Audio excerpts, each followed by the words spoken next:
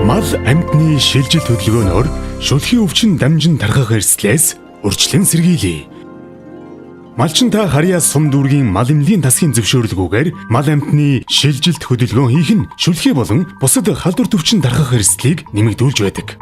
Малчин таны дараах үйлдэлүүд нь шүлхийн өвчин гарсан үед өвчнийг тараах нөхцөлийг бүрдүүлдэг болохыг анхаарна уу? Үүнд хяналтгүйгээр сүрэг сэлбэх, үржлийн малыг шилжүүлэх, мал эмнэлгийн тасгийн улсын байцаагчийн зөвшөөрлгүй нүүж, шилжин суурших, отор нүүдэл хийх, мал эмнэлгийн гэрчлэгээгүй мал амьтан худалдан авах, үзэсгэлэн худалдаа, нийтийг хамарсан арга хэмжээнд оролцох.